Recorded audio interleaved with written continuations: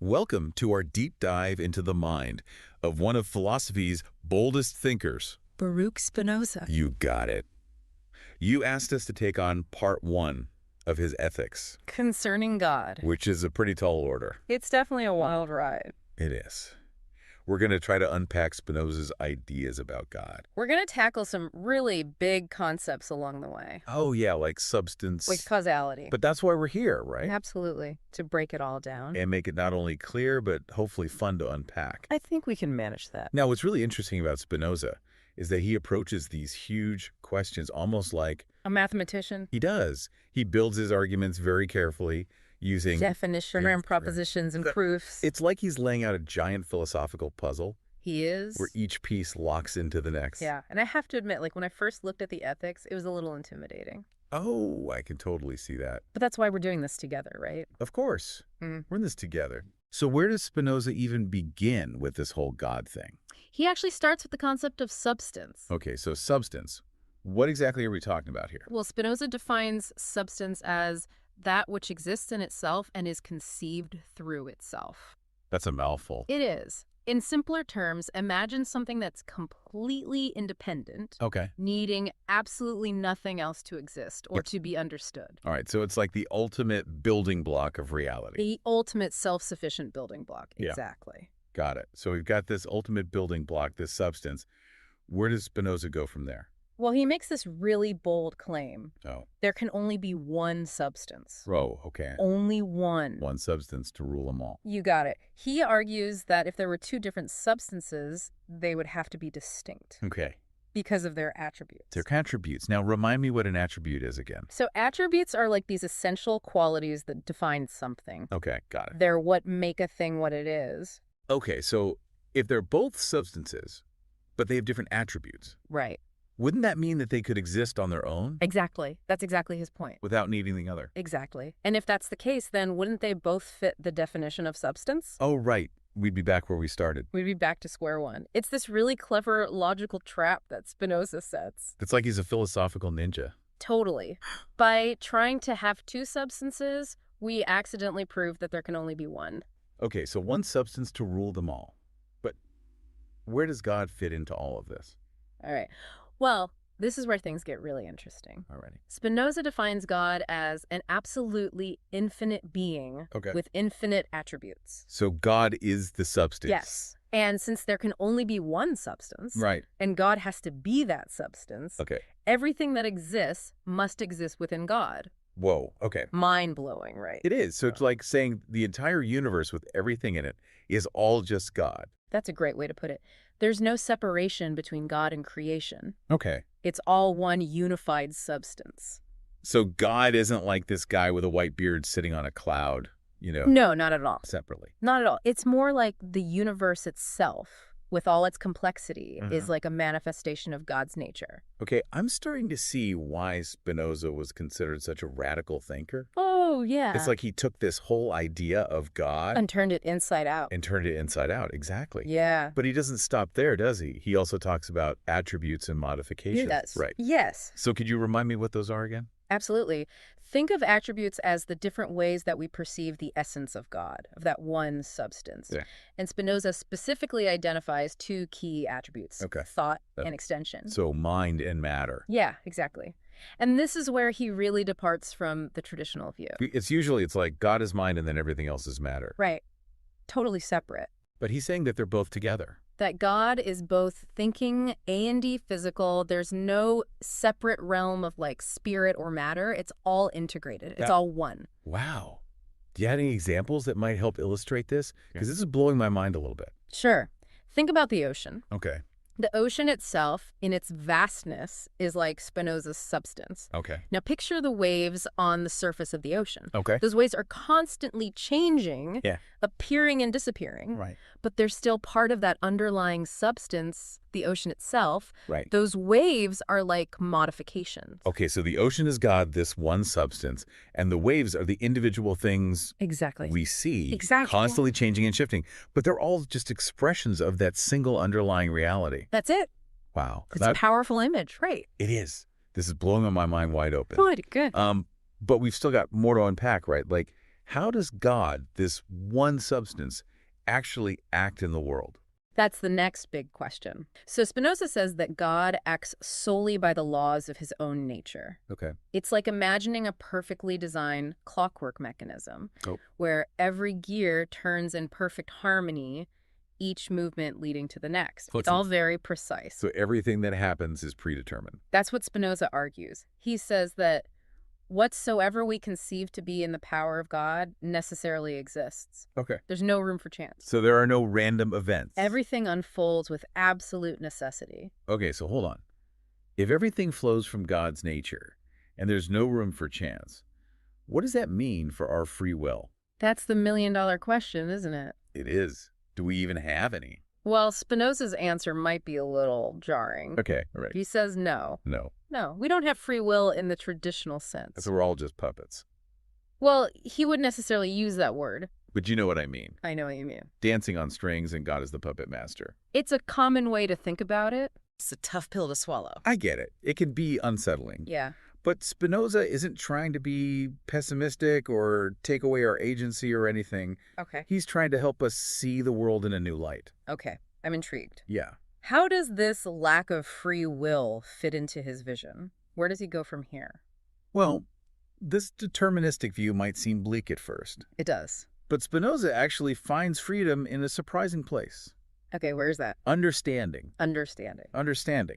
He believes that true freedom comes from comprehending the necessity of all things. Instead of fighting against it. Yes, exactly. It's less about, should I do this or that? Okay. And more about recognizing the underlying causes. Okay. And working within that framework. So it's kind of like instead of wrestling with this feeling of like, oh, should I do this or should I do that? Yeah. It's more about, okay, this is the way things are. Let's figure out how to move forward. That's a great way to put it.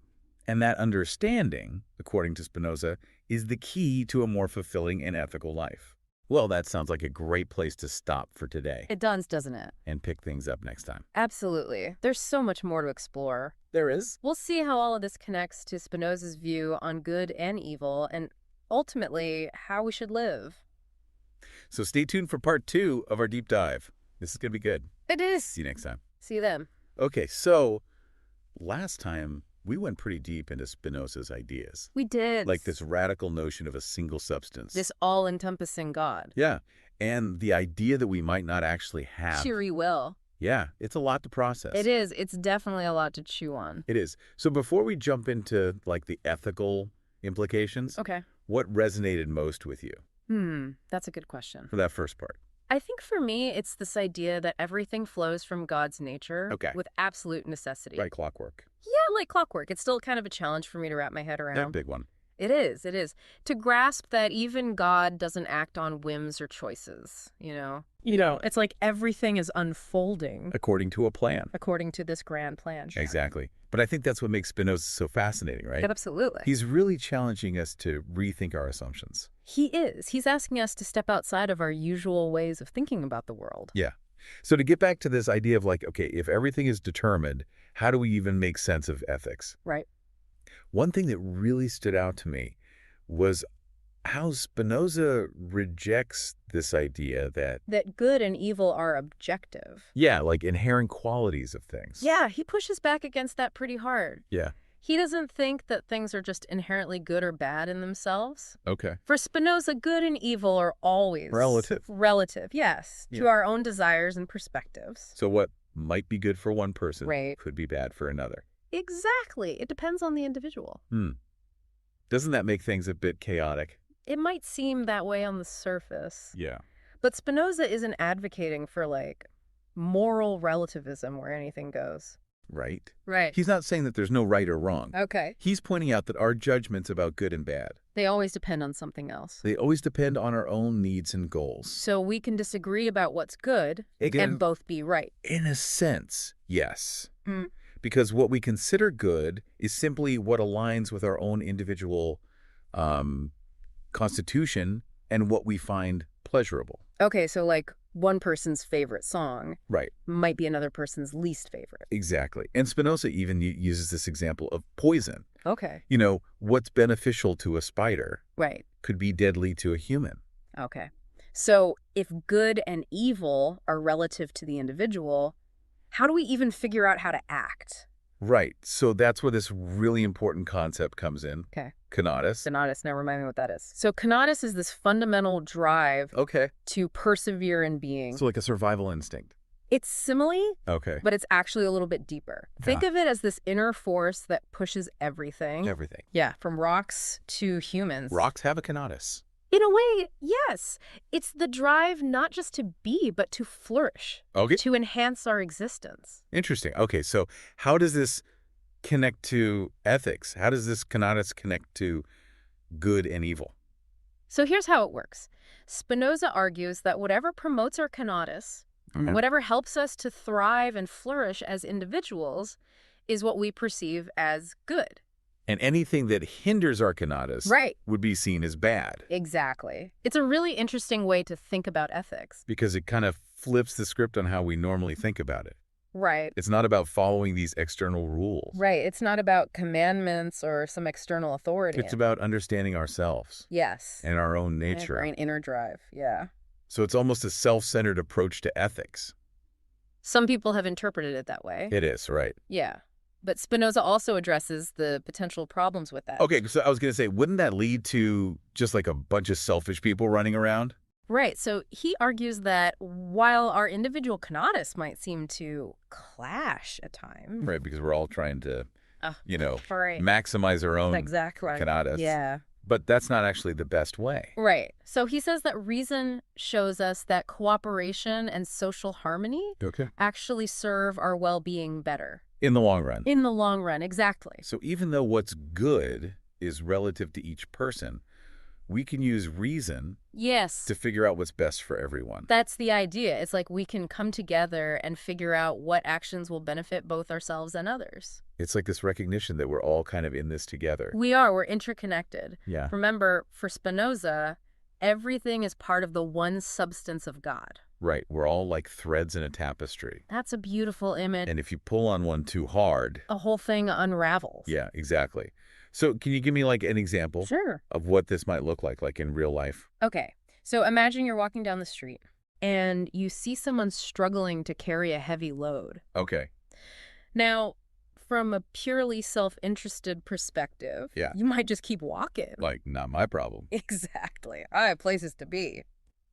But from a Spinozist perspective, Okay. you would consider that helping this person, even if it's a little bit inconvenient for you, Right. contributes to the well-being of the community as a whole. Which ultimately benefits me too. Exactly. It's not just about helping that one person. Right. You're contributing to a more harmonious and supportive environment. Which then allows my conatus to flourish as well. That's the idea. It's a win-win. Yeah. It's like that saying, a rising tide lifts all boats. Exactly. Okay. So it's not just about calculating those external benefits, right? Right. It's also about that internal feeling, Yes. Spinoza talks about this a lot. that joy that might come from acting with compassion. Yes.